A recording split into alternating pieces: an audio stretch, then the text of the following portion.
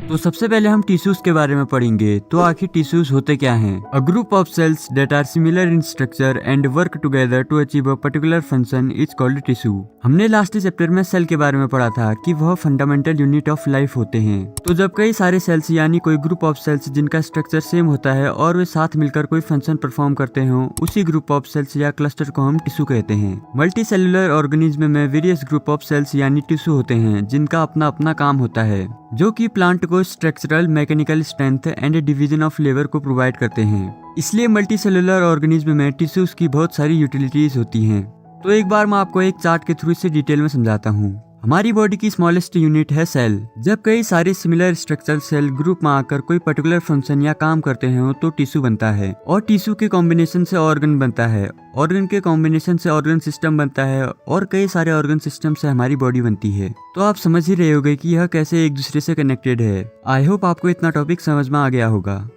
तो टिश्यूज भी दो प्रकार के होते हैं। पहला है plant tissue and second animal tissue. तो इनमें कुछ डिफरेंस होते हैं। जैसे तुम खुद ही सोचो, क्या प्लांट्स और एनिमल्स के टिश्यू सेम होंगे? नहीं ना, क्योंकि प्लांट्स तो एक जगह पे फिक्स्ड होते हैं और उनको मूव करने की जरूरत नहीं पड़ती है। इसलिए उनके पास सपोर्टिव टिश्यूज होते हैं जो मोस्टली डेड सेल से बने होते हैं, ताकि वो सीधे खड़े रह सकें। यानी ये टिश्यू रेस्ट स्टेट में रखने के लिए डिजाइंड होते हैं। वहीं दूसरी तरफ एनिमल्स की बात की जाए तो वे फूड और शेल्टर ढूंढते हैं, जिसके लिए वे इधर उधर मूवमेंट करते हैं, यानी कि उनको लोकोमोशन करना पड़ता है। तो जाहिर सी बात है उनको एनर्जी भी ज्यादा चाहिए होगी, इसलिए उनके टिश्यूज मोस्टली लिविंग सेल से बने होते हैं। एनिमल्स के ऑर्गन्स और सिस्टम प्लांट्स के कंपैरिजन में ज्यादा कॉम्प्लेक्स और स्पेशलाइज्ड होते हैं, क्योंकि उनकी लाइफ का तरीका अलग होता है। उन्हें एक्टिव रहना पड़ता है, इसलिए उनका स्ट्रक्चर भी उसी हिसाब से डिजाइंड होता है। सबसे पहले हम प्लांट टिश्यू के बारे में पढ़ेंगे। प्लांट टिश्यू दो प्रकार के होते हैं, meristematic tissue and permanent tissue. Meristematic tissue को हम डिवाइडिंग टिश्यू भी कहते हैं। ये प्लांट के ग्रोथ में मदद करते हैं, जैसे कि उसकी हाइट, लेंथ या ग्रोथ बढ़ाना। ये टिश्यू स्पेसिफिक रीजन्स में होते हैं और इनकी लोकेशन के हिसाब से मेरिस्टेमेटिक टिश्यू को हम तीन पार्ट्स में डिवाइड करते हैं। पहला है apical meristem, second lateral meristem and third is known as intercalary meristematic tissue. Apical meristematic tissue plant के ग्रोइंग टिप्स जैसे कि स्टेम्स एंड रूट्स में प्रेजेंट होता है। यह रूट्स और स्टेम्स की लेंथ इंक्रीज करता है और प्लांट की हाइट को ग्रो करने में काफी ज्यादा मदद करता है। सेकंड है लेटरल मेरिस्टेम। यह प्लांट्स के लेटरल साइड्स जैसे कि स्टेम और रूट्स में प्रेजेंट होते हैं। ये जनरली प्लांट्स की ग्रोथ इंक्रीज करता है, यानी यह प्लांट्स की मोटाई बढ़ाएगा। वहीं इंटरकैलरी मेरिस्टेम प्लांट्स के नोड्स में प्रेजेंट रहता है, यानी यह प्लांट्स की लीव्स के बेस में लोकेटेड होते हैं। प्लांट टिश्यू का दूसरा टाइप है परमानेंट टिश्यू। प्लांट्स में जब सेल्स ग्रो करके मैच्योर हो जाते हैं और डिवाइड होने बंद कर देते हैं, तब उन्हें परमानेंट टिश्यू कहते हैं। ये दो तरह के होते हैं, पहला है सिंपल परमानेंट टिश्यू और सेकंड है complex permanent tissue. Simple permanent tissue generally एक टाइप से सेल से बने होते हैं जो कि सिमिलर काम करते हैं। इसमें तीन टाइप से होते हैं, parenchyma, second collenchyma and third is sclerenchyma. Parenchyma food storage में मदद करता है और इस टिश्यू के सेल्स के बीच में काफी ज्यादा स्पेस होती है, यानी इनके बीच में लार्जेस्ट इंटरसेलुलर स्पेस होता है, और ये जनरली लिविंग सेल्स होती हैं। पैरेन्काइमा भी दो प्रकार के होते हैं, पहला है क्लोरेन्काइमा जो कि क्लोरोफिल स्टोर करते हैं। सेकंड है एरेन्काइमा, यानी ये उस प्रकार के पैरेन्काइमा होते हैं जो खास तौर पे पानी वाले प्लांट्स में मिलते हैं। इसमें बहुत सारे छोटे छोटे एयर स्पेस होते हैं जो कि प्लांट्स को पानी के अंदर भी सांस लेने में मदद करते हैं। सोचो जैसे आपके घर में एसी होता है, वैसे ही एरेन्काइमा प्लांट्स के लिए नेचुरल एसी का काम करते हैं, ताकि वे फ्रेश एयर ले सकें और पानी के नीचे भी सर्वाइव कर सकें। सिंपल परमानेंट टिश्यू का सेकंड टाइप है कोलेन्काइमा। ये टिश्यू प्लांट्स को फ्लेक्सिबिलिटी प्रोवाइड करता है और इनके बीच में लिटिल इंटरसेलुलर स्पेस होती है, और ये जनरली कॉर्नर्स पे थिक होती हैं। साथ ही साथ आप याद रखना कि ये लिविंग सेल्स होती हैं। थर्ड टाइप है स्क्लेरेन्काइमा। ये प्लांट्स को हार्डनेस और स्टिफनेस प्रोवाइड करता है। जैसे कि अगर आपने नारियल देखा होगा तो उसकी आउटर कवरिंग जो हस्क होती है वे इसी टिश्यू से बनी होती है। साथ ही साथ आप याद रखना कि ये डेड सेल्स से बनी होती हैं। इस टिश्यू में कोई भी इंटरसेलुलर स्पेस नहीं होती है बिटवीन सेल्स, क्योंकि इसकी वॉल से काफी थिक होती हैं। वैसे प्लांट्स की आउटर मोस्ट लेयर में सिंगल लेयर ऑफ सेल्स होती है जो प्लांट्स को प्रोटेक्शन प्रोवाइड करती है। इसको हम एपिडर्मिस कहते हैं। एपिडर्मिस ज्यादातर एक ही लेयर से सेल से बनी होती है, लेकिन कुछ प्लांट्स जो बहुत सूखे एरियाज में होते हैं उनका एपिडर्मिस थोड़ा मोटा होता है, क्योंकि पानी को बचाए रखना उनके लिए काफी ज्यादा इंपॉर्टेंट है। हर प्लांट के सरफेस पे एक प्रोटेक्टिव लेयर होता है जो एपिडर्मिस कहलाता है। ये प्लांट के हर हिस्से को प्रोटेक्ट करता है। एपिडर्मल सेल्स जो हवा में प्रेजेंट होते हैं वो एक वैक्सी लेयर सीक्रेट करते हैं जो पानी के नुकसान, चोट और फंगल इन्फेक्शन से बचाते हैं। एपिडर्मिस के सेल्स आपस में जुड़े होते हैं बिना किसी गैप के, इसलिए ये एक कंटिन्यूअस लेयर बनाते हैं। इन सेल्स के ऊपर और साइड वाली वॉल्स अंदर वाली वॉल से ज्यादा मोटी होती हैं। अब हम परमानेंट टिश्यू का दूसरा टाइप कॉम्प्लेक्स परमानेंट टिश्यू के बारे में पढ़ेंगे। ये जनरली एक सादा टाइप के सेल से बने होते हैं। इसमें हम जाइलम और फ्लोएम के बारे में जानेंगे, जो कि काफी ज्यादा इंपॉर्टेंट है। कई बार आपके एग्जाम में इन दोनों के बीच का डिफरेंस आ जाता है, तो आप इस टॉपिक को ध्यान से देखिएगा। जाइलम और फ्लोएम कॉम्प्लेक्स परमानेंट टिश्यू के एग्जाम्पल हैं। ये दोनों जनरली फूड और वाटर को ट्रांसपोर्ट करते हैं। सबसे पहले हम जाइलम की बात करते हैं। तो जाइलम मेनली वाटर और मिनरल्स को ऊपर की तरफ ट्रांसफर करता है ताकि यह पूरे प्लांट में स्प्रेड कर पाए, यानी यह वन वे फ्लो होता है। और इसकी जो सेल वॉल है वे जनरली लिग्निन से बनी होती है। वहीं फ्लोएम की बात की जाए तो यह फूड को लीव्स से प्लांट्स के और हिस्सों में पहुंचाता है। इसकी सेल वॉल जनरली सेलुलोज से बनी होती है। जाइलम में मेनली ट्रेचिट्स, वेसल्स और जाइलम पैरेन्काइमा होते हैं। ट्रेचिट्स और वेसल की बात की जाए तो इनके पास थिक वॉल होती है और ये मोस्टली डेड सेल से बनी होती हैं। ये ट्यूबुलर स्ट्रक्चर की वजह से वर्टिकली पानी और मिनरल्स को ट्रांसपोर्ट कर पाते हैं। वहीं जाइलम पैरेन्काइमा की बात की जाए तो यह खाना स्टोर करते हैं और जाइलम फाइबर सपोर्ट देने के लिए होते हैं। दूसरी तरफ फ्लोएम में sieve cells, sieve tubes, companion cell, phloem fibres और फ्लोएम पैरेन्काइमा होते हैं। सीफ ट्यूब्स में होल्स होते हैं जिससे खाना ट्रांसपोर्ट होता है। वहीं फ्लोएम फाइबर्स के अलावा बाकी फ्लोएम सेल्स लिविंग होते हैं। ध्यान रखना, सिर्फ फ्लोएम फाइबर्स डेड होते हैं और बाकी सब लिविंग होते हैं। इसके अलावा ये और कुछ डिफरेंस है, इनको आप अच्छे से याद कर लीजिएगा क्योंकि एग्जाम पर्सपेक्टिव की ओर से काफी ज्यादा इंपॉर्टेंट है। आई होप आपको ये प्लांट टिश्यू वाला टॉपिक अच्छे से समझ में आ गया होगा। अब हम एनिमल टिश्यूज के बारे में पढ़ेंगे। तो एनिमल टिश्यूज 4 प्रकार के होते हैं। पहला है एपिथेलियल टिश्यू, सेकंड है connective tissue, third muscular tissue and fourth nervous tissue.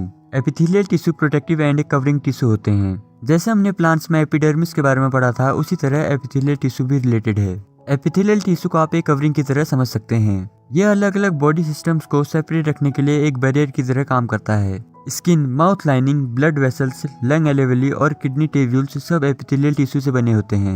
Epithelial tissue cells tightly packed होते हैं और एक कंटिन्यूअस शीट्स बनाते हैं, लेकिन इनके बीच बहुत कम सीमेंटिंग मटेरियल होता है और लगभग कोई इंटरसेलुलर स्पेस नहीं होती है। अलग अलग एपिथेलिया अलग अलग स्ट्रक्चर्स दिखाते हैं, जैसे कि ब्लड वेसल्स के सेल में जहां ट्रांसपोर्टेशन एक सिलेक्टिवली परमेबल सरफेस के थ्रू होता है, वहां एक simple flat kind of epithelium होता है और इसको हम सिंपल स्क्वामस एपिथेलियम कहते हैं। सिंपल स्क्वामस एपिथेलियम थिन और फ्लैट होती हैं और ये डेलिकेट लाइनिंग फॉर्म करती हैं, जैसे कि आपकी माउथ की लाइनिंग और ओएसोफेगस इसी टिश्यू से कवर होती है। आपकी स्किन भी इसी स्क्वामस एपिथेलियम से बनी होती है। क्योंकि ये पैटर्न्स और लेयर्स में अरेंज होती है तो इनको स्ट्रेटिफाइड स्क्वामस टिश्यू कहते हैं। जहां ऑब्जर्प्शन और सिक्रेशन होता है, जैसे कि इंटेस्टाइन की इलर लाइनिंग, वहां टॉल एपिथेलियन सेल से प्रेजेंट होते हैं और इनको हम कॉलमनार एपिथेलियम टिश्यू कहते हैं। रेस्पिरेटरी ट्रैक में कॉलमनार एपिथेलियम टिश्यू में सीलिया भी होती है। एनिमल टिश्यू का सेकंड टाइप है connective tissue. Blood, bones, cartilage, टेंडल्स ये कनेक्टिव टिश्यू के एग्जाम्पल हैं। ध्यान रखना, ब्लड और बोन्स एक प्रकार के कनेक्टिव टिश्यू हैं। कनेक्टिव टिश्यू के सेल्स के बीच में स्पेस लूजली इंटरसेलुलर मैट्रिक्स की फॉर्म में होते हैं। वहीं बोन्स को जोड़ने के लिए एक अनदर टाइप ऑफ टिश्यू होता है जो कि है लिगामेंट। लिगामेंट एक तरह का कनेक्टिव टिश्यू है जो हड्डियों को आपस में जोड़ता है। सोचो, अगर तुम्हारी बॉडी के बोन्स एक दूसरे से कनेक्टेड नहीं होते तुम कैसे मूव करते? लिगामेंट्स की मदद से हमारी बोन्स एक दूसरे से जुड़ी रहती हैं और हम मूव कर पाते हैं। जैसे जब तुम क्रिकेट खेलते हो और बॉल को थ्रो करते हो तो तुम्हारे शोल्डर्स की बोन्स को स्टेबल रखने के लिए लिगामेंट काम आते हैं। ये लिगामेंट फ्लेक्सिबल होते हैं, यानी ये टिश्यू थोड़ा इलास्टिक भी होता है। मतलब ये थोड़े बहुत स्ट्रेच हो सकते हैं लेकिन फिर भी स्ट्रांग होते हैं ताकि बोन से सही तरीके से जुड़ पाएं। वहीं टेंडेंस एक और टाइप का कनेक्टिव टिश्यू है और यह मसल्स को बोन से जोड़ता है। टेंडेंस जनरली फाइबर्स टिश्यू के होते हैं जिनके पास काफी स्ट्रेंथ और लिमिटेड फ्लेक्सिबिलिटी होती है। तो सिंपल लैंग्वेज में कहा जाए तो लिगामेंट्स एक स्ट्रॉन्ग और फ्लेक्सिबल ब्रिज की तरह होते हैं जो हमारी बोन्स को एक दूसरे से कनेक्टेड रखते हैं। On the other hand tendons muscles को बोन से जोड़ता है। इसी में अगला पार्ट है कार्टिलेज। तो कार्टिलेज एक स्पेशल प्रकार का कनेक्टिव टिश्यू है जो हमारी बॉडी के जॉइंट्स को सपोर्ट देता है। सोचो, अगर तुम्हारी नाक या कान के अंदर की सॉफ्ट स्ट्रक्चर हार्ड होती तो कितनी प्रॉब्लम होती है ना। कार्टिलेज वही सॉफ्ट पार्ट होता है जो इन प्लेसेस को शेप देता है और प्रोटेक्ट करता है। कार्टिलेज हमारी बॉडी में कई पार्ट्स में होता है, जैसे कि नोज और ईयर्स के बीच में, जहाँ ये फ्लेक्सिबिलिटी और शेप मेंटेन करता है। अब हम अपने फाइनल कनेक्टिव टिश्यू के बारे में पढ़ेंगे। ये एक टाइप का लूज कनेक्टिव टिश्यू होता है जो हमारी बॉडी के डिफरेंट पार्ट्स को फिल करता है और उन्हें सपोर्ट करता है। ये हमारी स्किन्स और मसल के बीच में, अराउंड द ब्लड वेसल्स और नर्व्स के बीच में पाया जाता है। अगला एनिमल टिश्यू है मसल टिश्यू। इनमें इलोंगेटेड सेल्स होती हैं जिन्हें हम मसल फाइबर्स भी कहते हैं। ये टिश्यू हमारी बॉडी में मूवमेंट के लिए रिस्पॉन्सिबल होते हैं। मसल टिश्यू जनरली 3 प्रकार के होते हैं। पहला है स्केलेटन मसल टिश्यू। ये मसल हड्डियों से अटैच होते हैं और मूवमेंट में हेल्प करते हैं। इन्हें स्ट्रेटेटेड मसल्स भी कहते हैं क्योंकि इनमें लाइट और डार्क बैंड्स के अल्टरनेट पैटर्न्स होते हैं। Second type of muscle tissue है स्मूथ मसल टिश्यू। ये मसल्स नॉन स्ट्रेटेटेड और इनवॉल्यूंटरी होते हैं, मतलब इन्हें हम कंट्रोल नहीं कर सकते। ये digestive, reproductive systems, blood vessels और एयरवेज के कॉन्ट्रैक्टिलिटी को कंट्रोल करते हैं।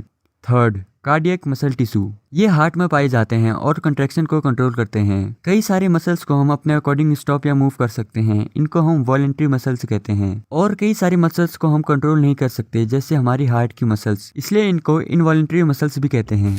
और last type of tissue is nervous tissue. Nervous tissue हमारी नर्वस सिस्टम्स का मेन पार्ट होता है और ये बॉडी के फंक्शंस को मॉनिटर करता है। Nervous tissue mainly nerve cell से बने होते हैं, जिनको हम न्यूरॉन्स भी कहते हैं। न्यूरॉन्स यानी कि नर्व सेल नर्व इम्पल्स को ट्रांसमिट करते हैं, मतलब ये सिग्नल्स को बॉडी के एक पार्ट से दूसरे पार्ट तक पहुंचाने में मदद करते हैं। नर्वस सेल से यानी न्यूरॉन्स में एक सिंगल लॉन्ग स्ट्रक्चर होता है जिसे एक्सन कहते हैं, और यह जनरली दूसरे सेल तक सिग्नल पहुंचाने में मदद करता है।